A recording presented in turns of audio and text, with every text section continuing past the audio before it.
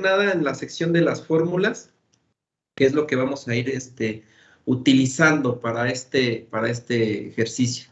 Entonces, nada más como recapitulación, estamos iniciando el cálculo del diámetro del punto A, donde se encuentra montado un engrane de dientes rectos. Se coloca el título de la ecuación, perdón, el título del diámetro que vamos a calcular. Es importantísimo que pongamos el elemento que está montado ahí. Colocamos sus diagramas de cuerpo libre, en los dos diagramas de plano YZ y el XZ, por favor, lo vamos a colocar ahí. Marcamos la zona de los diagramas que vamos a analizar. Colocamos una sección de datos de manera jerárquica, de tal manera que el momento de flexión sea el primer dato que incorporemos a esta sección de datos. Para nuestro caso, pues el momento de flexión es igual con 0, pero se va a colocar aquí. Después, como segunda parte en el orden jerárquico, el par de torsión, que es el que produciría un esfuerzo cortante por torsión, que en este caso, como sí existe par de torsión en el punto A, es el que produciría la falla del material, el par de torsión, y como última causa de falla sería la fuerza cortante vertical. Entonces, la fuerza cortante vertical la revisamos en estos diagramas de cuerpo libre y nos damos cuenta que sí tenemos fuerza cortante vertical en ambos planos, en ambos diagramas, y pues calculamos la fuerza cortante vertical del punto A, la resultante, la fuerza resultante cortante vertical del punto A. Posteriormente, lo que hicimos es identificar ahora o ir haciendo nuestro dibujo, nuestro esquema, donde vamos a representar todas las discontinuidades geométricas que va a tener o que le pueden afectar a la zona donde colocaré yo el diámetro del engrane en el punto A. Y pues bueno, esta figura, este esquema es un esquema de secciones donde vamos a representar, podríamos decir que dos zonas. La primera zona que vamos a representar, ingenieros, es la zona donde va a ir alojado el engrane, o sea, donde va a ir montado el engrane, que es esta zona que ustedes ahorita les estoy poniendo con el cursor, es donde va a ir alojado ese engrane.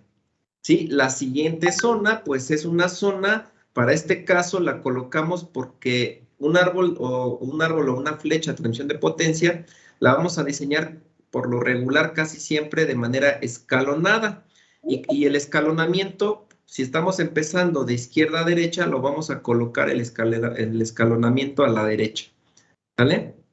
Entonces, como estamos colocando el escalonamiento a la derecha, pues al colocar pues diferencias de diámetros se generan pues discontinuidades geométricas y vamos a tratar de colocar discontinuidades geométricas que no nos afecten al pues ahora sí que a la resistencia del material con concentradores de esfuerzos muy altos. Para este caso, como estamos colocando, vamos a colocar en nuestra configuración en la zona del punto A un engrane, pues para poder transmitir torsión del engrane a la flecha o árbol de transmisión, pues colocamos una ranura para un cuñero, ¿sí? Una ranura de cuñero, que el cuñero es el lugar donde vamos a alojar la cuña que va a permitir que el engrane le transmita movimiento al árbol de transmisión.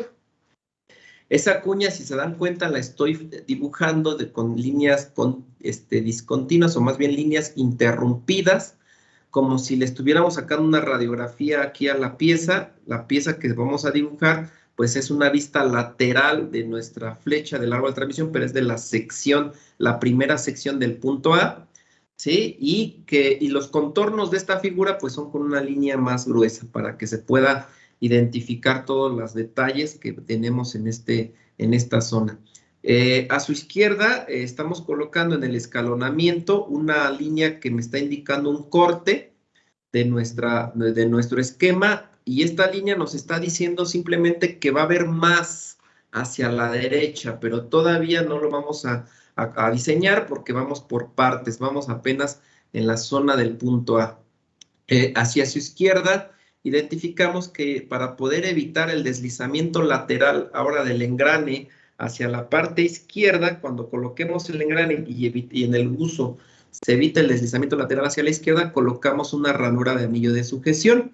Como lo ven aquí en la notita, lo pueden ustedes leer, habíamos comentado que toda ranura de anillo de sujeción que ustedes coloquen en los extremos, ya sea extremo izquierdo, como es en este caso, o si llegaran a colocar otra ranura para anillo de sujeción en el extremo derecho, en los extremos no generan pues ningún esfuerzo, no producen ningún esfuerzo, ninguna concentración, porque después en este caso, después de la izquierda donde está alojado esa ranura para anillo de sujeción, pues ya no hay ninguna fuerza que produzca esfuerzos, todo está en la derecha. Y a su vez, si ustedes estuvieran en el último punto, en el punto D, y que en el punto D necesitaran colocar una ranura para anillo de sujeción, pues tampoco generaría un concentrador de esfuerzo, ¿sí? Pero eso es si en el punto D hay un elemento que podría, pues, salirse de lateralmente de ese lugar, ¿sale? Entonces, con esto colocamos los concentradores de esfuerzos que tenemos, la ranura de anillo de sujeción, el chaflán, que es un chaflán por bordes bien redondeados, que habíamos indicado que este chaflán, para empezar, pues genera un concentrador de esfuerzos menor al de bordes agudos y que solamente lo podemos colocar este tipo de concentrador de esfuerzo con este chaflán en lugares donde van a ir montados engranes, poleas, catarinas y acoplamientos.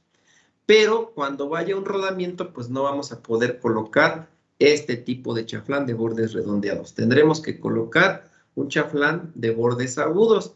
Y pues para prueba de esto, nada más, ingenieros, pues les quiero mostrar aquí, si quieren ver ustedes mi pantalla, por favor, les estoy mostrando aquí un rodamiento. Esta es una chumacera y adentro de esta chumacera está el rodamiento, ¿sí? Y este rodamiento tiene una pista interna, vean, aquí está la pista interna, que pues si ustedes pudieran apreciarlo, esa pista interna tiene un chaflán muy fino, ¿sí? Tiene un chaflancito muy, muy fino. Así fabrican ahora sí que los fabricantes de rodamientos, así hacen los chaflanes de las pistas internas de los rodamientos, muy finitos. Entonces, si nosotros quisiéramos colocar un chaflán más de bordes redondeados, no nos funcionaría porque el rodamiento no se sentaría hasta el final pues, de la zona donde queremos colocarlo. Entonces, para caso de rodamientos, tendríamos que colocar el chaflán agudo. Pero si ustedes tuvieran un engrane, ingenieros como el que están viendo ahorita aquí en pantalla, un engrane, los engranes son elementos muy rígidos a diferencia del rodamiento, que el rodamiento, si ustedes quieren agarrar con una máquina o con un taladro, quisieran hacerle el chaflán o con un proceso de manufactura, quisieran hacer el chaflán al rodamiento, podrían dañar las pistas internas y los elementos rodantes del rodamiento. En el caso de un engrane, como es un elemento rígido, el engrane ustedes pueden meterlo a un torno o a una fresa o a un taladro y pueden mejorar ustedes, generarle aquí un chaflán mucho más amplio, más redondeado y no dañan el engrane porque es un elemento muy, muy rígido. Eso es lo que tendrían los engranes. Entonces, en este caso, pues le pusimos chaflanes con bordes redondeados, ¿ok? Vean que el radio de un borde redondeado es muy grande, el radio, se nota, y esto genera un concentrador de esfuerzos menor que si utilizáramos uno de bordes agudos. ¿Ok? Entonces, hasta aquí nos quedamos, ingenieros. Nos dimos cuenta que en nuestros diagramas de cuerpo libre lo que podría provocar la falla, pues es el par de torsión y la fuerza cortante vertical. El par de torsión, pues, produce un esfuerzo cortante por torsión, que es el que haría que fallara nuestra flecha en el punto A. No sé hasta el momento si tengan alguna pregunta, ingenieros, sobre este análisis que estamos haciendo ahorita del diámetro en el punto A, para poder ya continuar con los cálculos y definir las fórmulas. ¿No hay preguntas? Para el momento no, profe. ¿No hay preguntas? Ok. Pues bueno, entonces, ahora sí vamos a definir las fórmulas, ingenieros, Y para poder definirla, ¿qué fórmula vamos a utilizar? Para calcular el diámetro en el punto A, primero vamos a ubicar los apuntes que yo les he dado. Les he dado varias fórmulas para calcular, bueno, vamos con la primera fórmula. De hecho, fue la última fórmula que vimos. Vayan a la última fórmula que vimos para calcular el diámetro mínimo de un árbol de transmisión o una flecha cuando el momento de flexión sea repetido o invertido y cuando la torsión es constante. Vayan a ese apunte, ingenieros. ¿Ya lo ubicaron?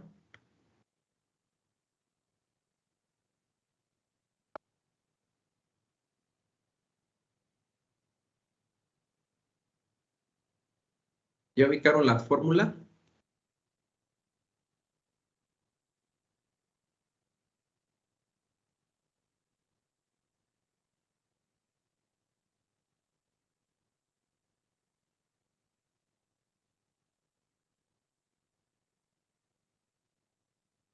Así es, exactamente, ingeniero. Bueno, esa fórmula que nos dice el compañero, multiplicamos 32 por n sobre pi. Si la ubican, pues es una fórmula muy larga y tiene una raíz cúbica y luego una raíz cuadrada, para que más o menos la ubiquen. O está elevada a la 1/3, dependiendo cómo la hayan copiado. ¿Sí? ¿Sí la ubican ya? Ok, bueno, si se dan cuenta, esa fórmula, ingenieros, entre sus conceptos que nos pide la fórmula, nos dice que esa la usemos cuando el momento de flexión sea repetido e invertido y cuando el par de torsión sea constante. Resulta que para el caso del punto A, viendo los datos, vean los datos nuevamente, pues el momento de flexión no existe. No tenemos momento de flexión en el punto A. Por tal motivo, yo les voy a pedir no usar esa fórmula cuando no exista uno de los datos, ¿sí? No se va a usar esa fórmula solamente cuando tengan momento de flexión y par de torsión juntos, entonces sí, utilizamos esa fórmula porque se están produciendo en ese punto esfuerzos combinados y los dos esfuerzos generarían falla, ¿sale? Para este caso, tenemos que buscar más bien una fórmula donde esté involucrada solamente el par de torsión, el par de torsión que es el que produce la falla, ya que el momento de flexión no está, pues no existe, ¿sí? Si ustedes realmente quieren estudiar, por ejemplo, las últimas ediciones del libro de MOD en el tema de diseño de árboles, ingenieros, yo no les recomiendo que los sigan al pie de la letra porque pues el autor lo que hace es utilizar la fórmula que ahorita están viendo ustedes, la fórmula del diseño de flechas y árboles para el diámetro mínimo, la quiere utilizar para todos los casos y la verdad no siempre es adecuado valerse de esa fórmula para todos los casos porque puede generar un error en el diseño. Y más adelante se van a dar cuenta por qué. Para el caso que ahorita tenemos es que lo único que produciría la falla o es el par de torsión o la fuerza cortante vertical. Son estos. Entonces, vayan ustedes, les voy a pedir por favor, vean, lo que estamos diseñando es una barra, una viga de sección transversal circular que está sometida a fatiga, ¿sí?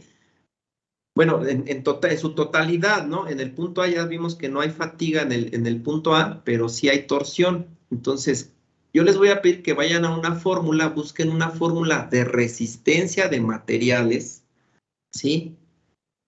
Que donde encuentren dentro de esa fórmula el par de torsión, porque esa fórmula nos va a dar el cálculo, nos va a definir el diámetro mínimo que necesitamos para el punto A.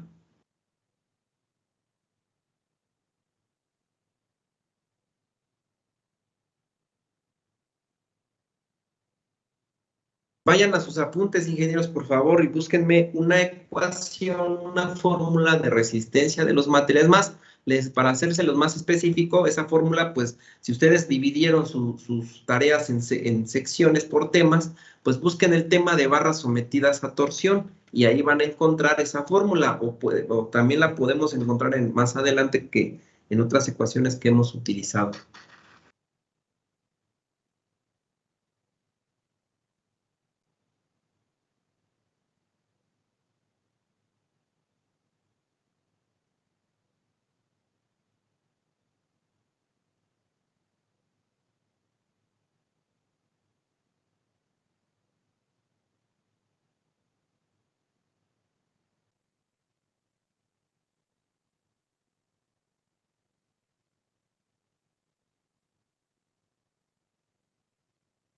¿Lo encuentran?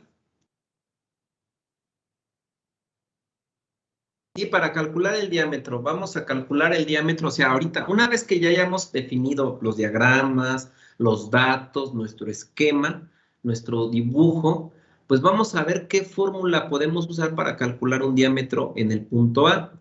Entonces,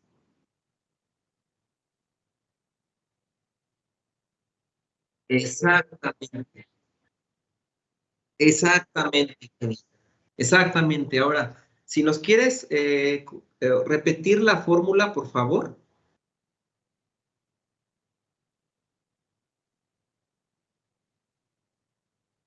Esa ecuación la vamos a usar, ¿sale?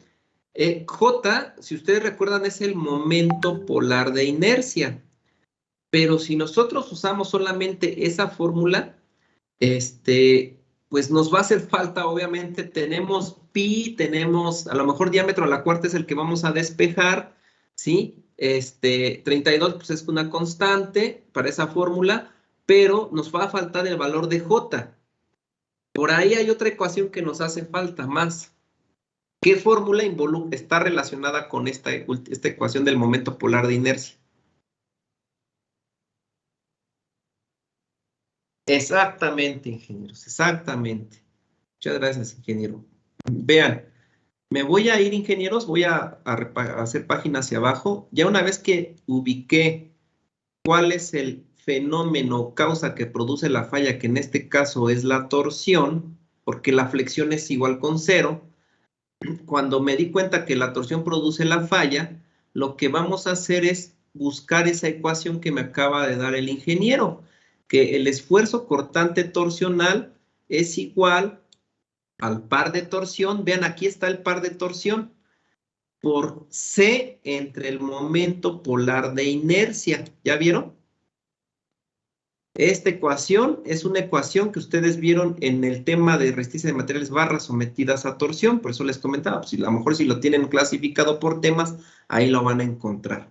Entonces, aquí dirán, pero ¿yo de dónde encuentro el diámetro de esta fórmula? Pues el ingeniero Edgar, creo que Abner, ¿verdad? ¿Fuiste tú, Abner? Nos dice que el momento polar de inercia de una sección circular maciza es igual a pi por diámetro a la cuarta sobre 32. Esta fórmula es exclusiva de una sección circular maciza. Si ustedes van a diseñar un árbol de transmisión con una sección circular hueca, que también se diseñan así los árboles, no podríamos usar esta ecuación, solamente es para una sección circular maciza. Entonces, vean, de aquí ya estoy viendo que hay un diámetro, lo voy a utilizar en la ecuación de arriba. Y el valor de C de esta ecuación, pues ¿se acuerdan que era el valor de C? Era la distancia del eje neutro a la fibra más alejada. Y como estamos hablando de una barra circular, de lo que queremos diseñar es una flecha que va a tener la forma de una barra circular maciza, entonces el eje neutro a la fibra más alejada pues es el radio, y el radio pues es igual al diámetro sobre 2, y aquí encontramos otra vez el diámetro, ¿sale? ¿Tienen alguna duda con estas fórmulas que estamos planteando, que estoy sombreando, ingenieros?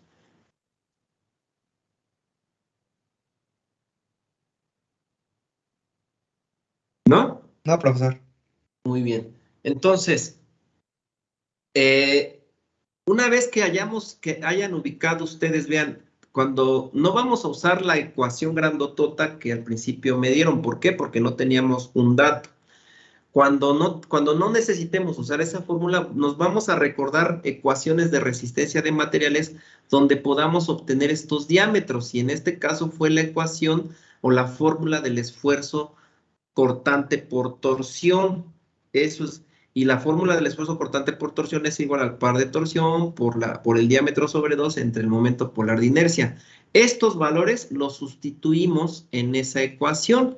Y lo que vamos a hacer a la ecuación, ingenieros, es agregarle, como ya vamos a hacer un diseño real de una flecha que transmite potencia y torsión, pues le vamos a agregar el concentrador de esfuerzos, el factor de concentración de esfuerzos a la ecuación de resistencia de los materiales, ¿sale? A esa ecuación, a toda ecuación que ustedes utilicen de resistencia de materiales, le vamos a agregar el factor de concentración de esfuerzos, ¿ok? Una vez haciendo esto, sustituyo los valores de J y de R a la ecuación pues, que están viendo ahorita en pantalla. ¿Y cómo lo sustituyo? La ecuación quedaría de la siguiente manera. ¿Van bien? Esta es la ecuación que quedaría. Sustituyendo, vean, par de torsión, C es igual al diámetro sobre 2, diámetro de A sobre 2, J es igual a pi por diámetro a la cuarta entre 32 y continúo utilizando aquí el factor de concentración de esfuerzos. ¿Cuál es la finalidad de esto? Pues despejar los diámetros que ustedes ven aquí, despejarlos para obtener una fórmula que me defina el diámetro mínimo del punto A que está sometido a un esfuerzo cortante por torsión. ¿Estamos de acuerdo, ingenieros? Bueno, continuamos. Una vez hecho esto, ¿cómo simplifico la fórmula, ingenieros?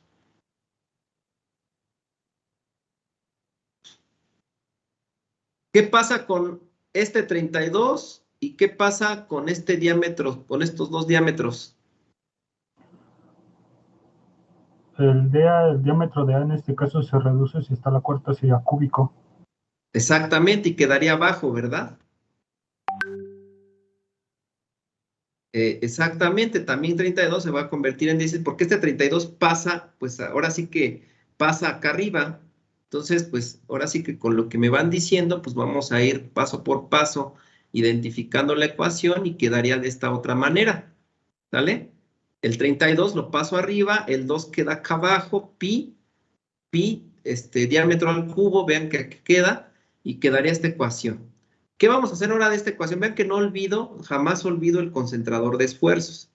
¿Qué hacemos? Pues despejamos el diámetro al cubo de A.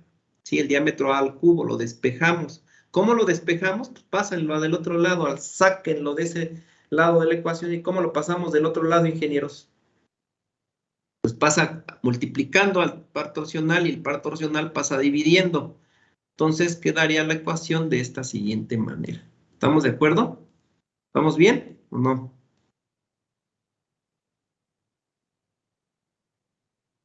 Sí, profe, vamos bien. Sí.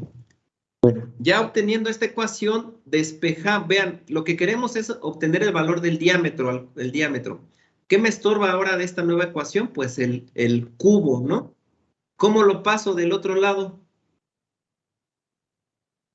Podría ser como una raíz o un tercio exactamente, una raíz o a la un tercio. Cualquiera de los dos es válido, vamos a pasarlo como raíz y nos quedaría esta ecuación que está acá sombreando de este otro lado. ¿Vale?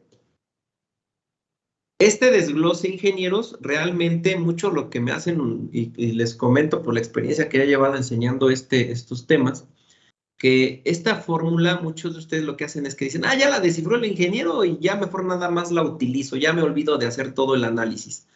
Yo les voy a pedir, inclusive para el examen, yo les voy a pedir que me hagan todo el desglose del análisis, todo. ¿Por qué?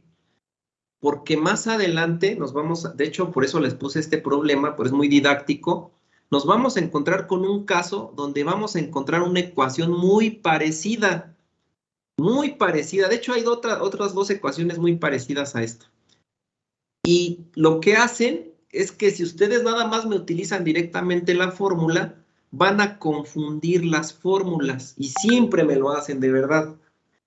Para evitarnos eso, siempre les pido que lo desglosen de esta manera porque van a conocer el origen de la fórmula. ¿Sí? Van a saber por qué llegamos a esta fórmula. Las otras fórmulas, su origen no es el par de torsión.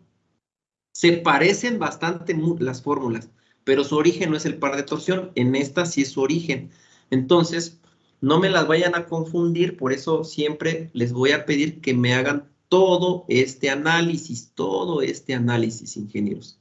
Todo esto, ¿sale? Así lo van a hacer en el examen, ¿ok? Bueno, ya una vez obtenido esta fórmula, lo único que vamos a hacer ahora es, pues, sustituir los valores. Y para sustituir los valores, pues, déjenme ver si podemos ver los datos arriba. No, le voy a hacer un poquito más pequeñita a ver hasta dónde me permite. Ya no me dejó más. Entonces, nada más, voy a ver los datos. Vean los datos que tenemos. Y de esta ecuación, pues sustituimos los datos. ¿Cuánto vale el par de torsión, ingenieros? De esta ecuación. ¿Cuánto vale el par de torsión? En 21,000. 21,000. 16, pues es una constante, y lo dejamos. El KT, pues es el concentrador de esfuerzos que predomina en el punto A. ¿Cuál de estos concentradores de esfuerzo que están aquí en la figura dijimos que quedaba? El del cuñero. El del cuñero de 1.6, por eso les dije aquí que en los datos coloquemos el concentrador que predomina. Siempre en los datos colóquenme esto. Si ustedes no me colocan en sus datos, en su sección de datos, el concentrador que predomina, yo muchas veces les pongo mal su resultado porque luego se confunden y me ponen aquí otro valor, ¿sale? Entonces aquí le vamos a poner que es 1.6, nuestro concentrador que predomina. Y si se dan cuenta en la fórmula, pues pi pues es una constante y nos falta un valor que es el esfuerzo cortante torsional, ¿sale? Nos falta el valor de tau, que es el esfuerzo cortante torsional. Para poder identificar ahora ese valor, vean que tenemos una fórmula para calcular el diámetro del punto A, donde pues en la fórmula hay dos incógnitas. Una incógnita es el diámetro que queremos calcular y la otra incógnita es el esfuerzo cortante por torsión. En el diseño mecánico, ingenieros, en el diseño mecánico, cuando a ustedes se les presente esta situación que digan, híjole, ya me quedé con dos incógnitas usando una ecuación de resistencia de los materiales como lo hicimos, porque partimos de una ecuación de resistencia de materiales y el resultado fue una ecuación con otra incógnita más. Para poder continuar con la solución, nos vamos a apoyar, acuérdense siempre de esto, siempre que les pase esto, apóyense de las teorías de fallas. Nos vamos a apoyar de teoría de fallas, ¿sale? Y en teoría de fallas, ¿qué teoría de fallas me involucra al esfuerzo cortante torsional? Que es ahora sí que el concepto que ahorita no tengo. El esfuerzo cortante, más bien. ¿En qué teoría puedo visualizar el esfuerzo cortante? Vean que el concepto que no tengo o el dato que no tengo es una propiedad mecánica del material y cuando la incógnita sea una propiedad mecánica del material, que es un esfuerzo cortante en este momento, váyanse a teoría de fallas que involucre ese concepto, esfuerzo cortante. De las teorías que ustedes hicieron de tarea y que inclusive yo les mostré en clase, algunas de ellas, ¿cuál sería, qué teorías tenemos que involucren al esfuerzo cortante?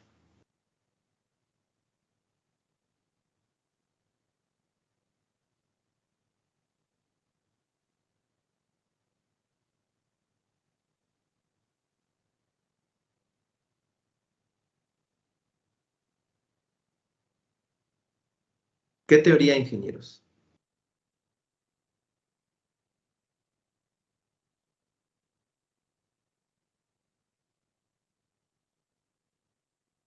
Búsquenlas en sus tareas, ingenieros, porque revisé sus tareas y varios de ustedes sí la hicieron. Hay unos que las hicieron incompletas, pero sí vi que varios inclusive pusieron este dato. Y lo usamos. De hecho, yo se los mostré en un apunte también.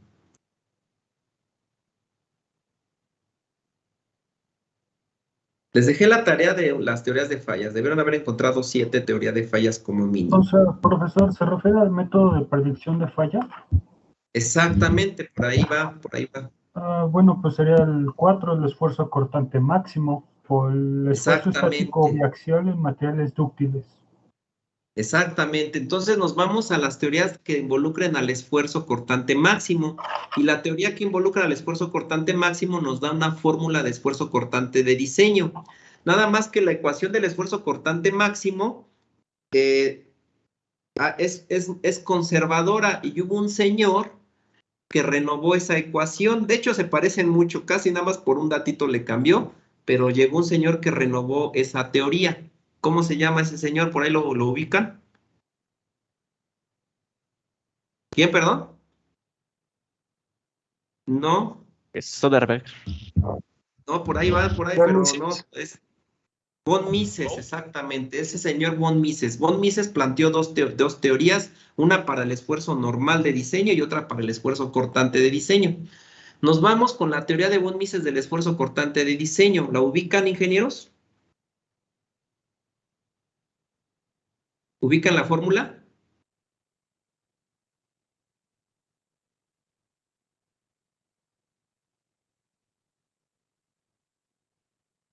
Busquen la fórmula del esfuerzo de von Mises del cortante, del esfuerzo cortante. ¿A qué es igual?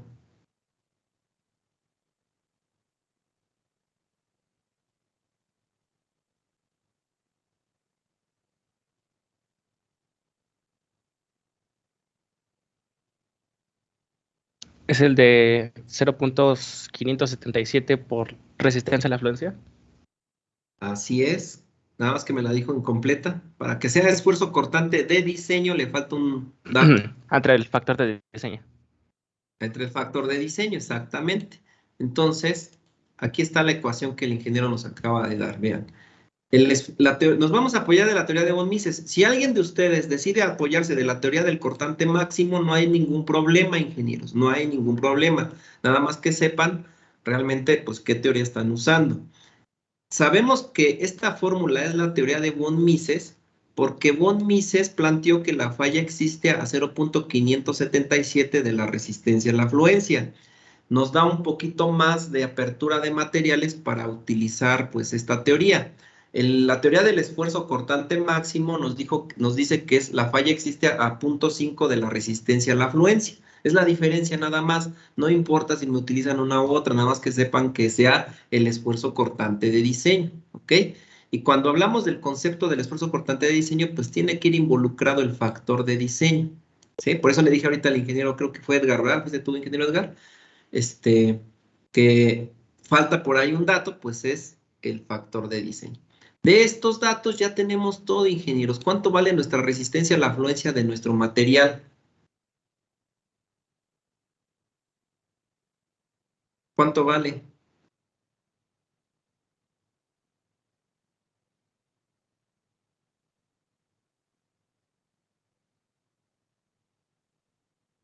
¿Cuánto vale, ingenieros?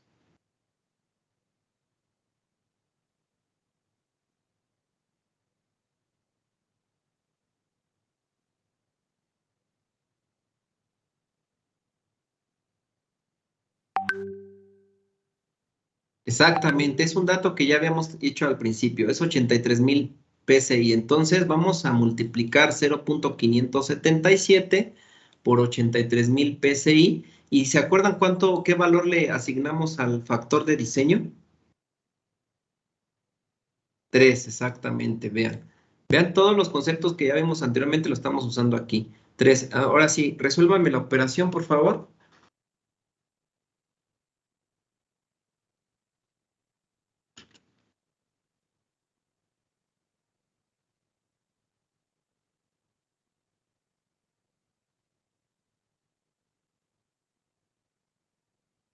Me da de 15.963.66. Sí, a mí también. Gracias. Listo. Ahí está, ingenieros. Ese valor, ahora sí, ya determinamos el esfuerzo cortante de diseño. Como no había una ecuación, nos tuvimos que valer de teorías de fallas, y este esfuerzo cortante de diseño va a ser igual al esfuerzo de torsión que nosotros vamos a utilizar. Sí, debido a que pues ya no teníamos más ecuaciones, pues vamos a apoyarnos de nuestros salvadores, que en este caso pues fueron los teóricos, en este caso von Mises, y nos apoyamos de su ecuación y nos salva de nuestros cálculos. Entonces, sustituimos aquí los valores, ¿sale? Sustituimos el valor en la ecuación. Recuerden que es raíz cúbica, ingenieros, no se les vaya a olvidar. Resuélvanlo. ¿Cuánto nos da el diámetro mínimo del punto A? Medida de 2.2. 2.2. Ajá. Muy bien. 2.20, exactamente. 49. 2.20, ¿verdad? Muy Ajá. bien. Muchas gracias, ingeniero. Ahí está, ingeniero. Los demás nada más que confirmen el resultado, pero bueno, creo que sí está correcto.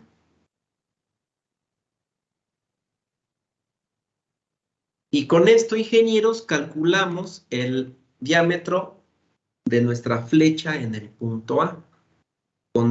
Ahora sí que con la causa que produciría una falla, que sería la torsión. ¿Ya vieron? Muy bien, muchas gracias, ingeniero. A ver.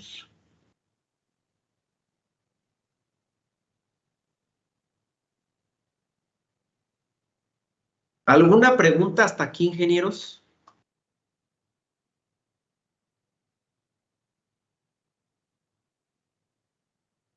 ¿Alguna pregunta o duda?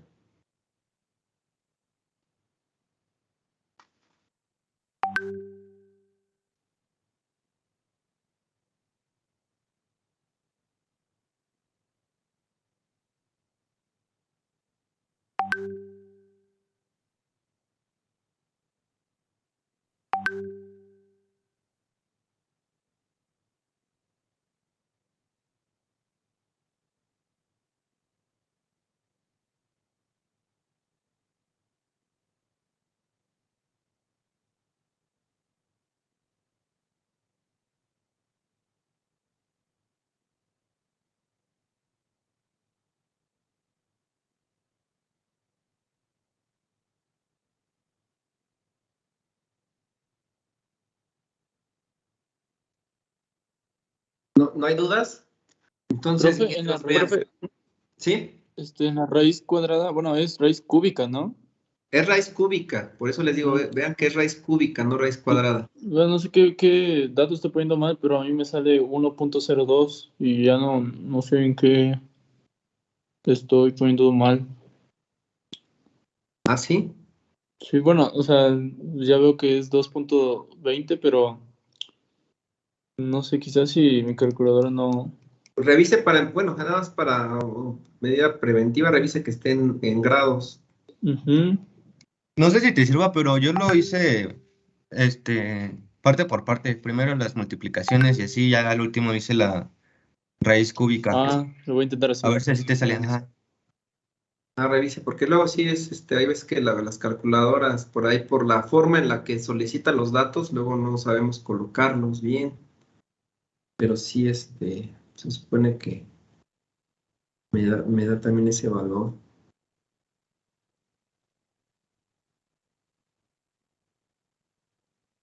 Entre pi por 1500.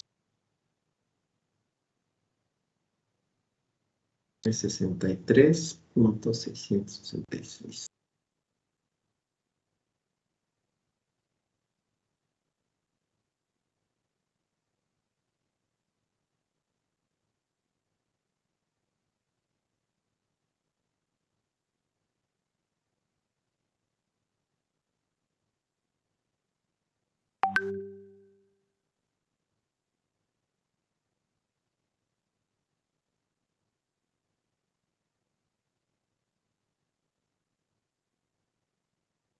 Ya, profesor, ya vi dónde estaba colocando mal un paréntesis. Sí. Ok, sí, porque sí. Por ahí es el error. ¿Era de un paréntesis? Sí, es que en el 1.6 que se multiplica al final, no lo estaba poniendo con paréntesis y no sé cómo lo detectaba y me salió otro dato, pues. Ajá, sí, sí, ya. Ok, bueno, pues ya una vez confirmado esto, ingenieros, nada más para comentarles, vean el procedimiento que hicimos en el punto A, es qué importante es identificar los datos, ingenieros, así con este orden, ¿sí? Es importante porque los datos nos dicen qué ecuaciones vamos a usar, ¿vale? Es lo que nos va a decir y si los colocamos correctamente con nuestros dibujos, porque nuestro dibujo nos da muchísimo, vean, si en el dibujo, ingenieros, nosotros no sabríamos realmente, nos costaría más trabajo definir cuál es el concentrador de esfuerzos que predomina en este punto, ¿sale? Entonces hay que tener más mucho cuidado. Recuerden que el primer dibujo, cuando empiezan, yo les recomiendo que empiecen de izquierda a derecha, pueden empezar también derecha a izquierda, pero para cualquiera de los lados que inicien, se dibuja el primer tramo donde va montado el engrane y el segundo, y como que una sección, un cachito del segundo tramo. Así lo van a hacer siempre, ¿ok? Y bueno, el dibujo con técnicas de dibujo, si ustedes no me ponen esta línea de eje neutro, la verdad yo les voy a poner mal el dibujo porque esa línea de eje neutro me está diciendo que la figura que está aquí es una figura cilíndrica, ¿sí? Si lo quitan de ahí, me estarían diciendo que ustedes van a dibujar a una placa o a un bloque y no estamos diseñando ninguna placa, ningún bloque, es una pieza cilíndrica. Por eso es importantísimo pues este dato, ¿sale?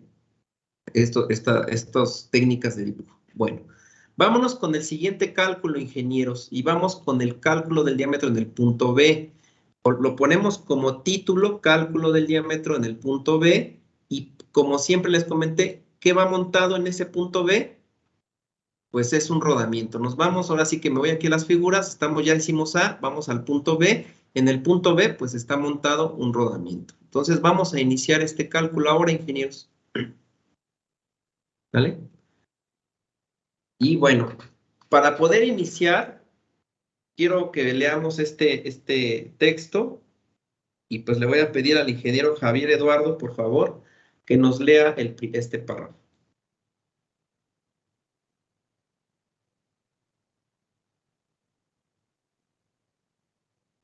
¿Ahí se me escucha, profe? Sí, lo escuchamos. Cuando un rodamiento está colocado en un punto entre otros elementos, como en el rodamiento del punto B, se recomienda para facilitar su futura instalación disminuir muy poco en el diseño del diámetro previo, diámetro de A a B, del lado que se instalará este rodamiento y se justificará la reducción de este diámetro usado en el cálculo de los valores de momentos flexionantes y momento de torsión más altos de los puntos críticos A y B. Por lo que se llevarán cálculos viendo los diagramas cuerpo libre del lado izquierdo del punto B izquierdo a B y otro cálculo sobre B del lado derecho del punto B derecho. Muchas gracias, ingeniero. Bueno, entonces aquí la intención de este párrafo, ingeniero, es que observen que en los puntos donde vayan colocados rodamientos, en esos puntos, siempre verifiquemos para la colocación, cómo va a ser su colocación del rodamiento. Y bueno, este texto lo vamos a comprobar ahorita con inclusive el mismo esquema que vamos a hacer y los diagramas de cuerpo libre. Entonces, bueno, una vez que les puse este texto, ustedes lo que van a hacer como en el primer diámetro del punto A, colocamos nuestros diagramas de cuerpo libre que ustedes ven aquí, ¿sale? Colocamos los diagramas, vean, y estoy marcando ahora solamente el punto B, que son los datos que necesitamos para este caso. ¿Y cuál es la intención de estos diagramas? Marcándolos de esta manera, pues identificar y definir nuestros datos, nuestra sección de datos, ¿sale? Vean, les estoy colocando en la sección de datos el orden jerárquico otra vez de los datos para que definamos las ecuaciones posteriormente, ¿sale? Entonces, bueno, de hecho lo voy a hacer un poquitito más pequeño para que se pueda apreciar hasta ahí, yo creo, un poquito más esta parte, ¿no? Ahí está. Entonces, vean, estamos en el lado del punto B. Aquí está marcado el punto B. En este punto B estamos comentando y algo importante que va a un rodamiento. Ahora, imagínense que ustedes ya tienen todo el árbol de transmisión, todo ya tenemos toda la barra así larga de más de 30 y creo que eran 30 o 35 pulgadas de longitud. Ustedes ya tienen la barra y quieren colocarle a esa barra el rodamiento en el punto B. Para que ubiquen el rodamiento, pues yo les voy a mostrar otra vez aquí en pantalla que tengo este rodamiento. Vean, ingenieros. Vean. Y para poderlo colocar en el punto B, pues tengo que deslizar el rodamiento tal vez hasta el punto B. ¿Sí? Hasta el punto B. Deslizarlo. Ustedes me pueden, ahora sí que ya no viendo aquí mi pantalla, sino que de hecho se lo voy a quitar para que no se confundan. Me voy ahora a los diagramas de cuerpo libre, plano YZ y XZ. Vean, y así como ahorita les mostré el rodamiento, ¿cómo sería más conveniente colocar el rodamiento cuando ustedes ya tengan concluido el árbol? ¿Sería más conveniente colocarlo de izquierda a derecha, deslizarlo de izquierda a la derecha o de derecha a izquierda? O sea, que pase por el punto D, por el punto C hasta que llegue al punto B. ¿Cuál sería más conveniente para poderlo colocar? ¿Qué lado?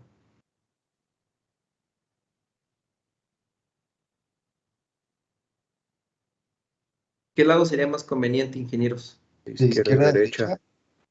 Pues sería más conveniente del lado de izquierda a derecha. ¿Por qué? Porque no pasaría por tantos elementos. Imagínense que ese rodamiento en un futuro ustedes lo necesiten cambiar.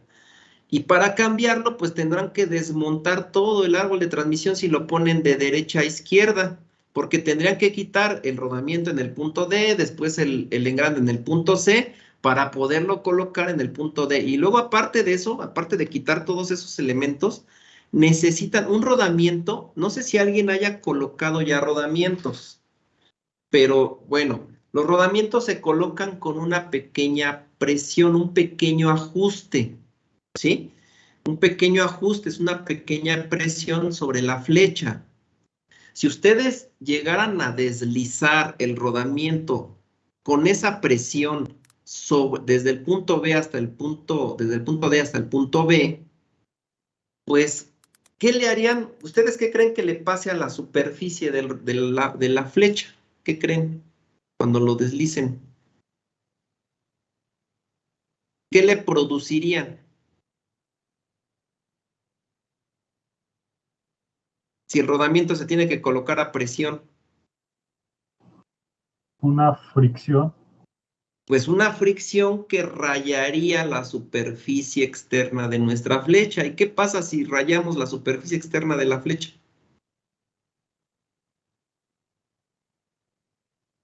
¿Qué producimos a la flecha? Concentradores de esfuerzos. Concentradores de esfuerzo, debilitamos la resistencia del material.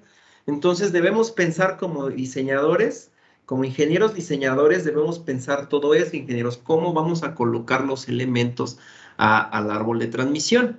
Entonces, pues la mejor opción en este caso para colocar el rodamiento en el punto B, pues la mejor opción es de izquierda hacia la derecha. Tendríamos un tramo más cortito que deslizaríamos, sería más cortito que estar deslizándolo del tramo más largo del punto D al punto B, ¿sale?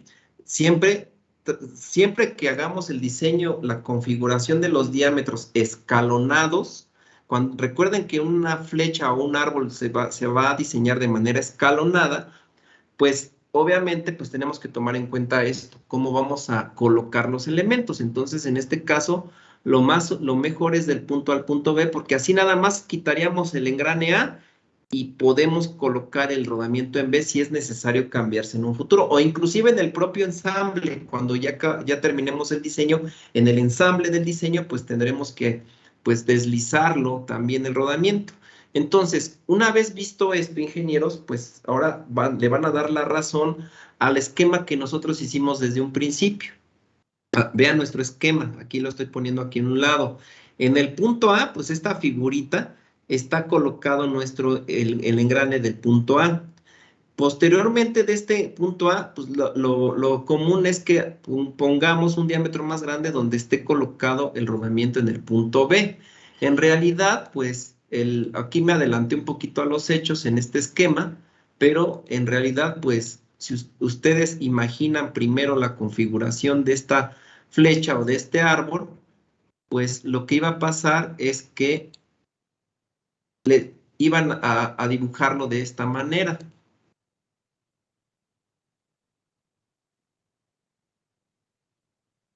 Lo iban a dibujar de esta forma, ¿no? Su flechita, su árbol de transmisión. Vean, de esta manera, o sea, el diámetro donde va a ir alojado el rodamiento. Recuerden que del punto A al punto B me parece que hay 10 pulgadas, ¿sí? Entonces, vean lo que estoy haciendo ahorita, las figuritas que estoy haciendo. Es lo que ustedes desde un principio, pues, harían en su configuración, ¿vale? Es lo que ustedes harían en un principio en su configuración. Entonces, aquí está. Esto, ¿sale? Ahí está.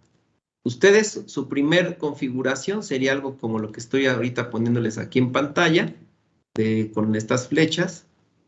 Ahí está.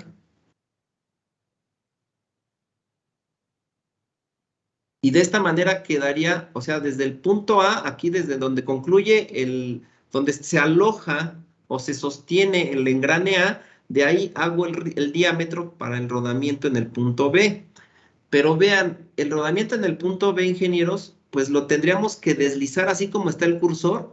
Vean, en el punto A pasaría libre nuestro rodamiento, pero a partir de donde empieza el hombro, tendríamos que deslizar el rodamiento hasta que lo coloquemos en el punto B. Este deslizamiento generaría, pues, rayaduras en esta superficie que les acabo de dar del punto, del árbol de transmisión.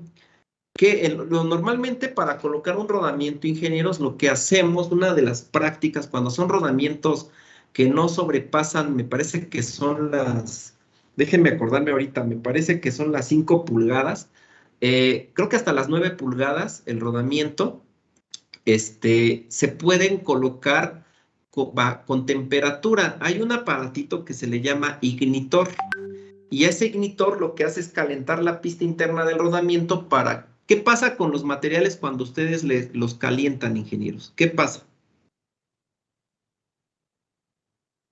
¿Qué sucede?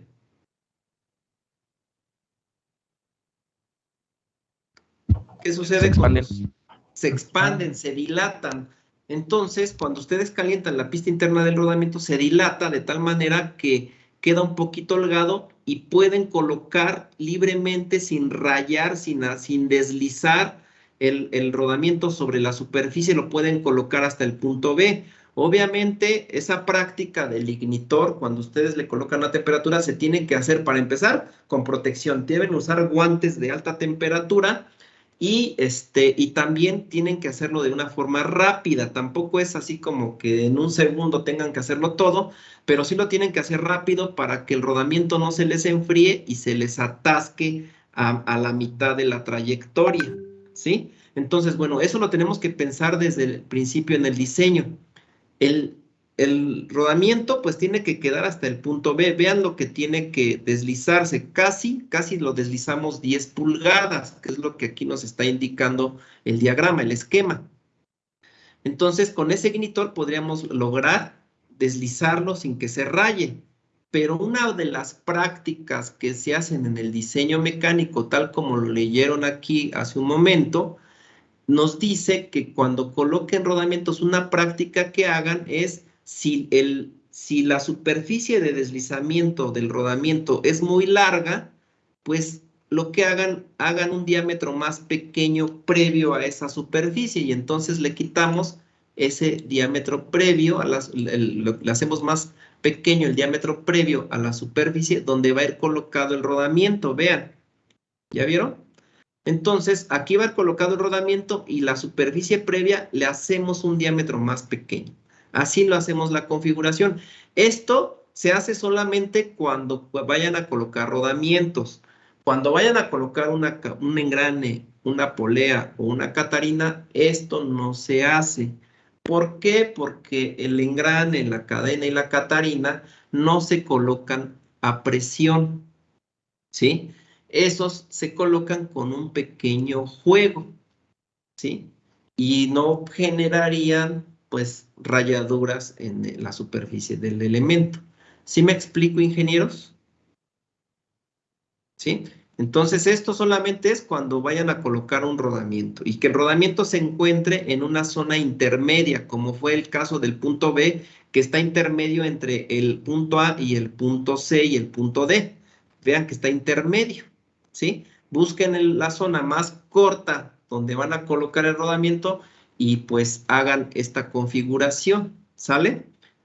Hacemos nuestro dibujito, colocamos un diámetro más pequeño antes de B. ¿Qué tan pequeño? Lo vamos a calcular. Nada más aquí en el dibujo, pues nada más hagan la configuración. Vamos a calcular a ver qué diámetro nos da esta sección entre A y B. ¿Sale? Y bueno, aquí en el punto B colocamos el rodamiento y vean, el escalonamiento, coloco el escalonamiento para poder aquí indicar el corte que le voy a dar a la sección. ¿Sale?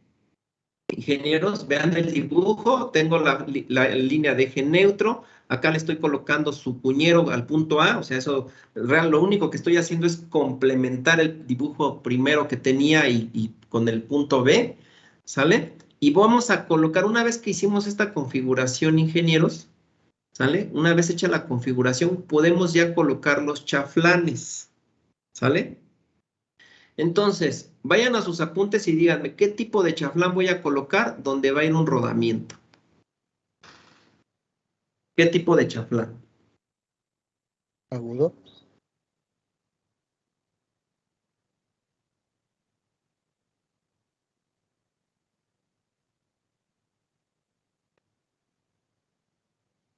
Agudo, profe. ¿Cuál? Es que no lo escuché, perdón. Un agudo. Exactamente. Cuando vaya un rodamiento colocamos un chaflán agudo. Vean cómo puse el chaflán. De hecho se ve muy... Lo voy a hacer más grande. Pero vean, el chaflán es muy pequeñito a comparación del chaflán que está a un lado. Vean, es un chaflán agudo. Compárenlo con la del punto A. Recuerden que aquí utilizamos un chaflán bien redondeado en el punto A, pero en el punto B, como va en rodamiento, es un chaflán agudo. Entonces aquí sí sucede, donde pues, como vamos a colocar este rodamiento que les estoy mostrando ahora en pantalla, lo vamos a colocar en el punto B y vemos que en la pista interna es un chaflán muy agudo, lo tenemos que dibujar así en nuestro plano, en nuestro dibujo, porque así se lo vamos a dar posteriormente al que vaya a fabricar, al tornero que vaya a fabricar este diagramita, ¿sale? Pues más que nada esta pieza. Entonces ponemos un chaflán agudo, aquí le ponemos chaflán agudo. ¿Y qué concentrador de esfuerzos nos da un chaflán agudo, ingenieros?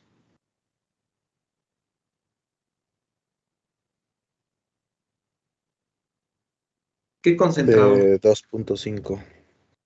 Un concentrador exactamente de 2.5, porque no era de 2. ¿Sí era 2.5? Sí, cierto, era 2.5, perdón. Entonces, es de 2.5. Vean, si ustedes lo comparan con el chaflán redondeado tenía, me parece que era de 1.5, ¿verdad? El chaflán redondeado. Sí. Ajá, entonces, pues, es un concentrador mayor. Ahora, en el punto B, solamente va a haber un chaflán agudo donde está el rodamiento. Si ustedes recuerdan, los rodamientos no tienen cuñeros o no se les debe colocar una cuña como lo es un engrane o una polea o una catarina, ¿sale? No se les coloca la cuña, ingenieros, no se les vaya a ocurrir poner un cuñero en un rodamiento porque no funcionan así los rodamientos, por eso se colocan bajo presión. Entonces, si se dan cuenta, en esta zona del punto B podría haber otra discontinuidad geométrica que genere concentrador de esfuerzos. Pues no, ¿verdad? No hay otra, porque no hay, o sea, les vuelvo a repetir, no vamos a colocar un cuñero. Bueno, otra cosa que sí podría ser, ingenieros, vean, quiero que observen, y es una también les va a dar experiencia, es que con este hombro que está a la derecha, ingenieros, logro que el rodamiento en el punto B hasta ahí se siente, hasta ahí se ajuste, ¿sale?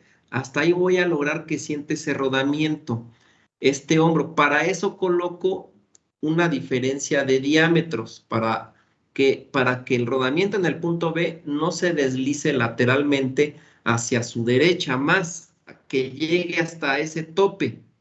Ya evité el deslizamiento del punto B hacia su derecha. Como el rodamiento estaba a presión, es más difícil que se pueda mover hacia los lados que un engrane o una polea, una catarina, pero también se debe prever esa situación, ¿sí? Ahora, ustedes dirán, ¿y cómo lograrían evitar el deslizamiento del rodamiento hacia la izquierda? ¿Cómo evitarían ese deslizamiento, ingenieros?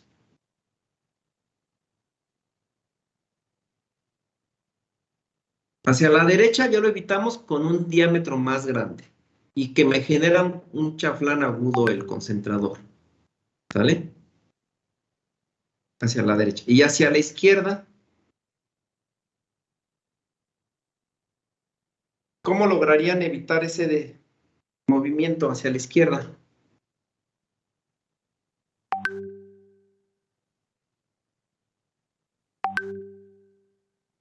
No recuerdo si aquí hay una compañera que por ahí trabaja o hace servicio, tiene un taller, no sé, con su familia donde, pues, ya se han dedicado a fabricar un poquito este tipo de piezas.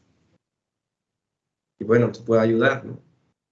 ¿Cómo lograrían evitar ese deslizamiento hacia la izquierda, ingenieros?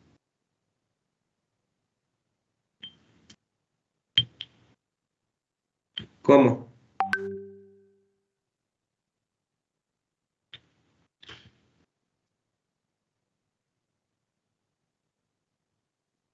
¿No dan? Está con un prisionero. Podría ser con un perno prisionero, pero para eso es seleccionar un rodamiento que pueda contener ese perno prisionero. No todos los rodamientos lo tienen. Por ahí va, podría ser una opción, nada más que el problema es que pues tenemos que buscar un rodamiento con esa característica.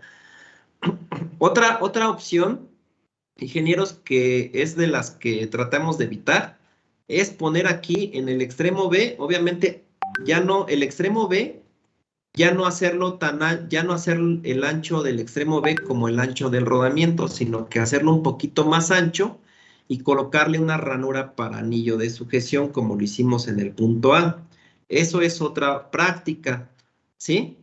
Pero les voy a dar aquí ahora sí que un secreto, un tip, es un tip. Si nosotros colocamos una ranura para anillo en el punto B, si nosotros lo colocamos, generamos altas concentraciones de esfuerzo, ¿sí?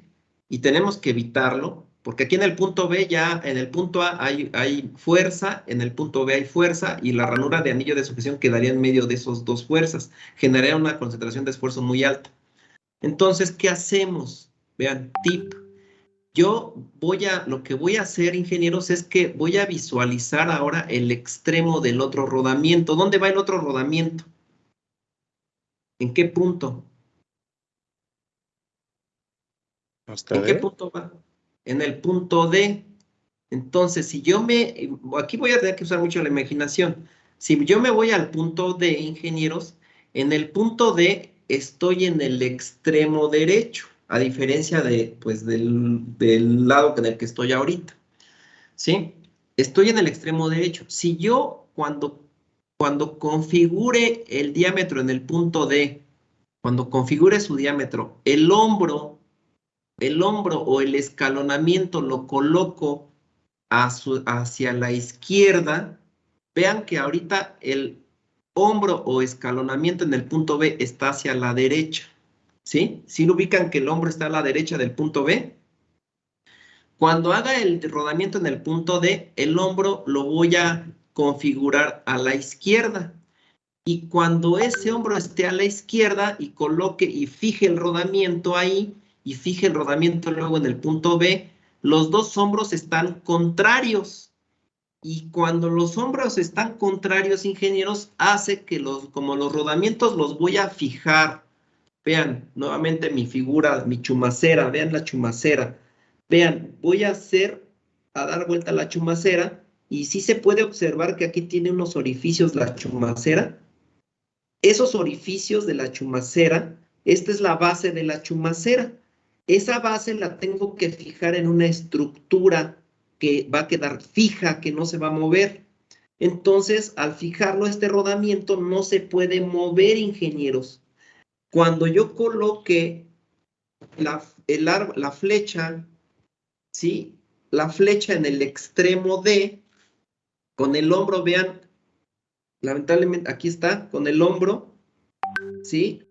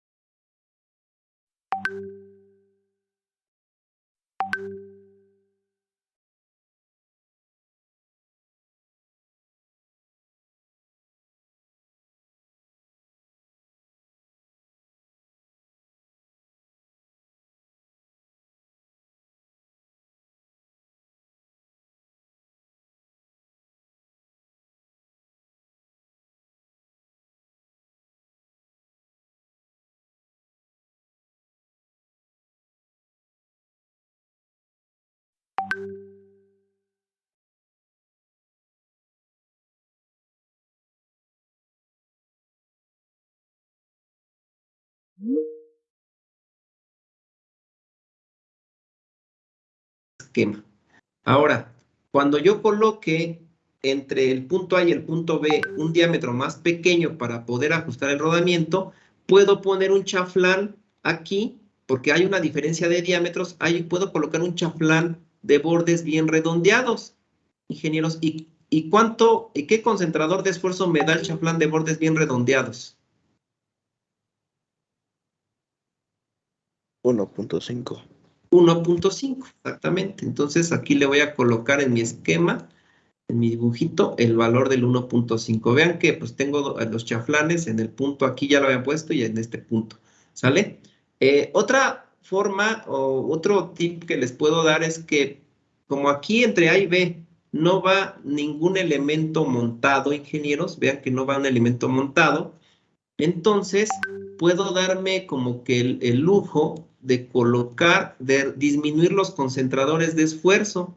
De este concentrador de esfuerzo de 1.5 lo puedo disminuir, sin embargo, en ecuaciones lo voy a usar, pero físicamente a la pieza yo le puedo hacer esta configuración, mire. Le puedo hacer esta configuración. Como que hacerle una inclinación, ¿sí? Hacerle una pequeña inclinación, como si fuera un cono. ¿Sí me explico? Como si fuera un conito en esta parte. Y con eso reduzco muchísimo los concentradores de esfuerzo. Son como tips que les doy. En este caso no los voy a colocar. Eso ustedes lo podrían hacer. Es un tip. Se puede colocar, es válido porque no hay nada elemento aquí montado. Si hubiera un elemento montado aquí ya no se puede hacer esto. ¿Sale? Entonces eso nada más es para reducir más los concentradores de esfuerzo. Pero sin embargo, en los cálculos sí se tiene que poner un valor de concentrador. En este caso el más bajo, que sería para bordes bien redondeados. ¿Sí queda claro, ingenieros? ¿Sí queda claro? Sí, profe. Bueno, entonces vamos ahora sí con los datos, ingenieros. Ya una vez que pues ya pusimos los diagramas de cuerpo libre, marcamos aquí el punto de análisis y colocamos aquí su diagrama, pues como la nota aquí que pusimos, pues vamos a tener que calcular un diámetro que va a estar primero entre A y B y otro diámetro, o sea, el primero, vamos a calcular este diámetro, ver qué tan pequeño podemos reducir el diámetro entre A y B, y también calcular el diámetro de B, ¿sí? Pero, bueno, para eso, pues necesitamos saber qué datos son con los que contamos para ambos casos. Y vamos con el caso, el primero, con el punto B, exactamente. En el punto B, ustedes me dicen, ¿tengo momento de flexión? ¿Ingenieros? Sí. Tengo momento. ¿Cuánto vale el momento de flexión en el punto B? 21,000 libras pulgada, ¿no? Pero ese sería de nada más del plano YZ. Ajá, ¿Cuál y sería además el resultante?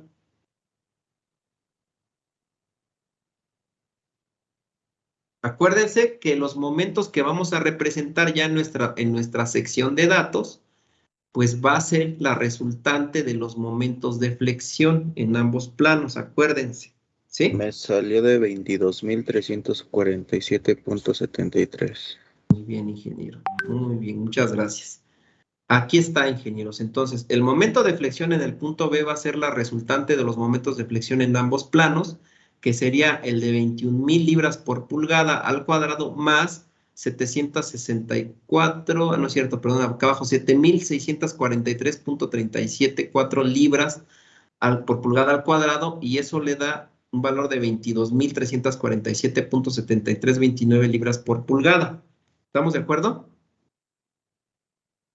Ese es el valor. Entonces, en el punto B sí hay momento de flexión.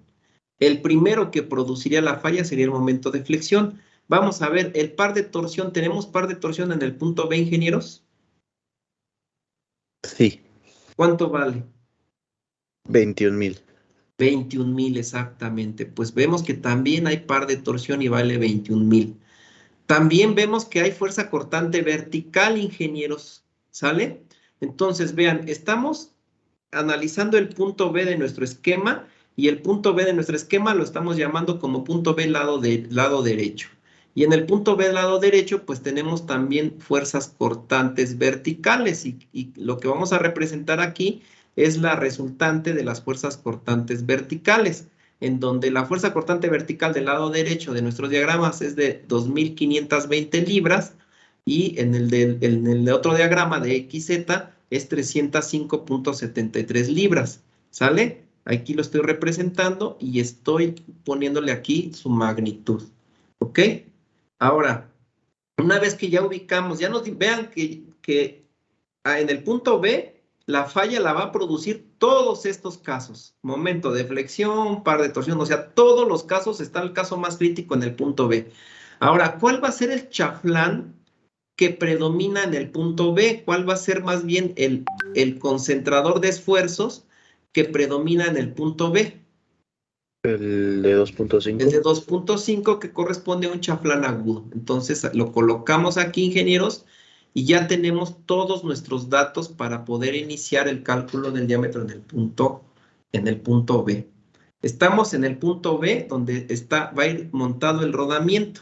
Ahora, yo les preguntaría, ¿qué fórmula podríamos utilizar con estos datos para calcular el diámetro mínimo del punto B, donde hay momento de flexión que obviamente es repetido e invertido por los esfuerzos normales por flexión repetidos e invertidos, y hay un par de torsión que pues es constante de 2,100 libras por pulgada?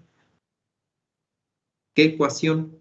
Ahora sí podemos usar la de 32n sobre pi, toda esa tercia, ¿no? Ahora sí podemos utilizar esa fórmula porque tenemos todos los casos. Y pues nos vamos a esa ecuación, ingenieros. ¿Sale? Y la ecuación pues es esta. Aquí está. ¿Sale? No, voy a ver si... No, pensé que se podían ver los datos arriba, pero creo que si la hago más chiquita, no sé si la puedan ver. No, aquí ya me alteró. Y bueno, mejor la hago más grande para que puedan apreciarla. ¿Sale? Vean los datos de la ecuación, ingenieros, que es esta ecuación donde la flexión, el momento de flexión repetido invertido, el par de torsiones constante, que sí los tengo, Y lo único que vamos a hacer es sustituir estos datos en esta ecuación, ¿sale? ¿Qué vamos a hacer? ¿Cuánto vale n? 3. Vale 3, o sea, ¿cómo se llama? El factor de diseño vale 3. ¿Cuánto vale KT para nuestro caso? ¿Cuánto vale? 2.5. 2.5. KT vale 2.5. Ahí está. ¿Sale? Porque estamos en el punto B. Ahora, ¿cuánto vale M? ¿Cuánto vale M? Eran los 23.000. Es 22,000 me dijeron, ¿no? 22,347. 22.000, sí. Es ese valor, lo ponemos acá abajo. ¿Vale? ¿Cuánto vale el límite de resistencia a la fatiga real?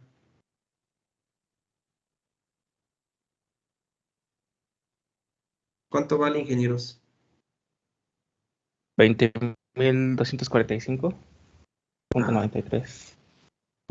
Exactamente, el real fue el que calculamos, 20,245.93. Ahora sí, ¿cuánto vale el par de torsión? Me dijeron que valía 21,000. ¿Y cuánto vale el esfuerzo a la afluencia? Creo que me habían dicho que eran 83,000 hace ratito. 83,000. 83,000. Así es. Ahí Sí, está. 83,000. Aquí están todos los datos, ingenieros. Ahora sí resuélvanme el problema. Yo aquí les voy a poner, o sea, paso por paso, pero ustedes resuélvanlo. ¿Y qué diámetro nos da? Háganlo, por favor.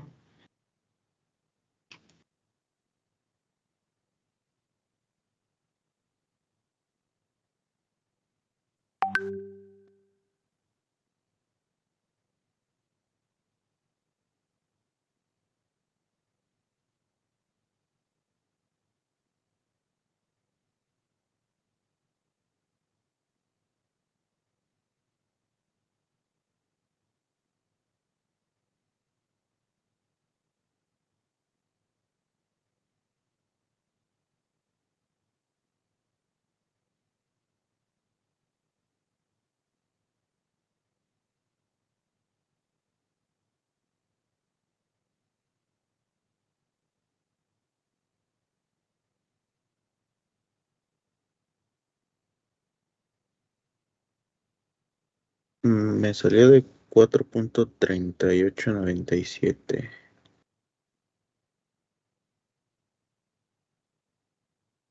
¿De 2 puntos qué me dijo? No, 4.3897. Otro 38, ok. Vamos a ver, ahí está, ingenieros. Este es el diámetro en el punto B. Vean cuánto incrementó del punto A. ¿Por qué? Porque tenemos todos los casos que producirían falla. ¿Sale? Este es el diámetro que tendríamos en el punto B. Así se los pongo para que se vean los diagramitas un poquito arriba. No sé si alguien tenga alguna duda, ingenieros.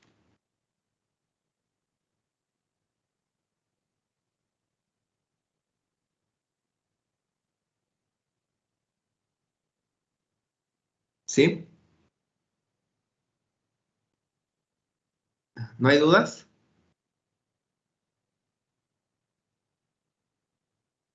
Todavía no, No, pero pues estoy copiando todavía. Bueno, pues este diámetro, ingenieros, que acabamos de calcular, es donde va a ir montado, el rodamiento ahora sí que el primer rodamiento, ¿no? Que de izquierda a derecha sería en el punto B. ¿Sale? Y de esta manera se determina, vean que los datos nos van a decir qué ecuaciones usar. Siempre así lo van a analizar. Ustedes como dije, esto es un diseño mecánico, ya es ahora sí que es real. Y si se dan cuenta, aplicamos pues aquí ya todas las condiciones de teorías. Que si se acuerdan ustedes, esta ecuación resultó de la teoría de Gauss, ¿no? Fue la teoría de Gauss que nos apoyamos, pero pues alguno de ustedes puede haberse apoyado en la teoría creo que era de Soderbergh, no, la de Herbert, porque era muy parecida a la de Gauss, nada más que en vez de la resistencia a la afluencia, Herbert utilizaba la resistencia última, ¿vale? Pero bueno, nosotros siempre nos vamos ahorita a apoyar en esto, ¿ok? Y bueno, ingenieros, pues ya para concluir, pues ya nos acabó el tiempo. Voy a hacer un poquito más chiquita la pantalla, a ver si no les disminuyo mucho los datos para que los puedan apreciar. Y ya calculamos, viendo aquí el esquemita, ya calculamos el diámetro en el punto B. Ahora tenemos que calcular el diámetro entre el punto A y B, como dijimos, para poder colocar este rodamiento, ¿sale? Ya calculamos este diámetro en B. Ahora vamos a calcular este diámetro intermedio entre A y B. Para poderlo calcular, ingenieros, nos vamos a apoyar de los datos más críticos que hay entre el punto A y el punto B. Y yo les preguntaría, vean sus apuntes, y bueno, más que nada, más bien vean los diagramas aquí de cuerpo libre, de YZ y XZ, y ustedes díganme, ¿cuál de los dos puntos tiene los datos más críticos entre el punto A y el punto B?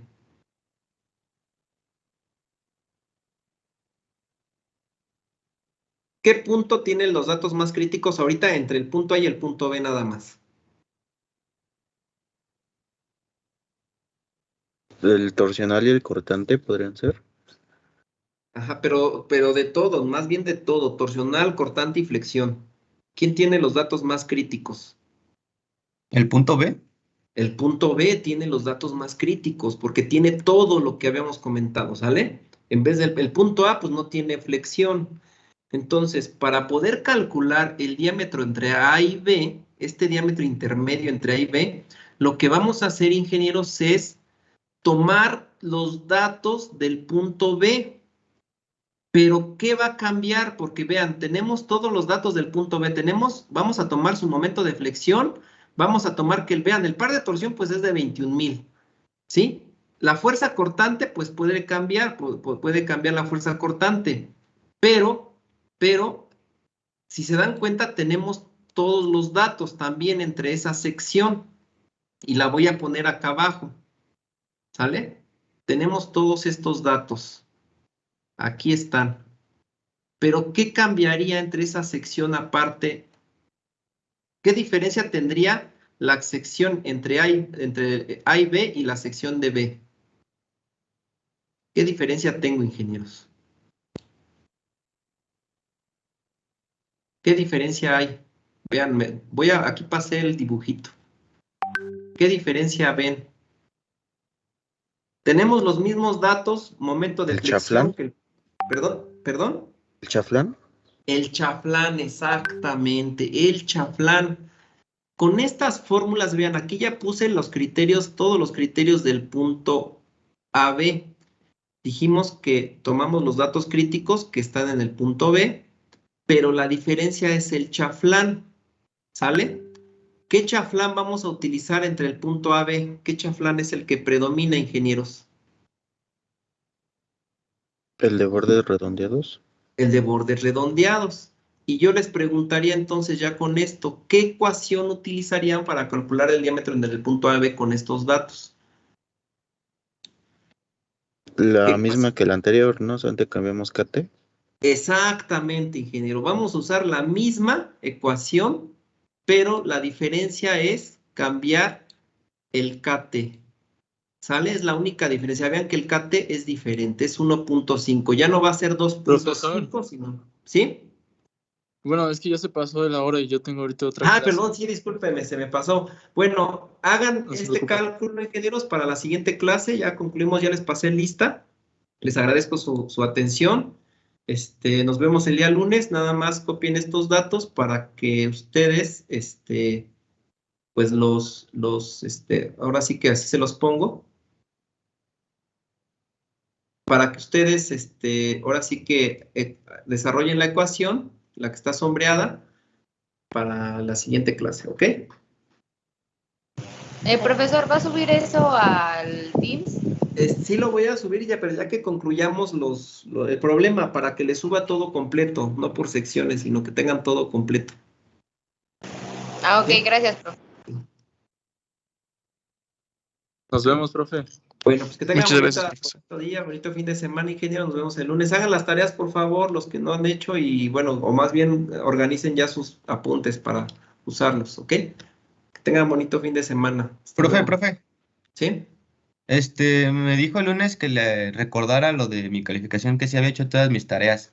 No, Ah, ok, pues, José Santiago. ajá, Pineda Morales. Ah, espera, permítame usted. Permítame unos segundos. Ingeniero. Ya, bueno, los demás se pueden retirar, ingenieros. Ya no, ya nos veríamos el día lunes. Nada más voy a ver el caso de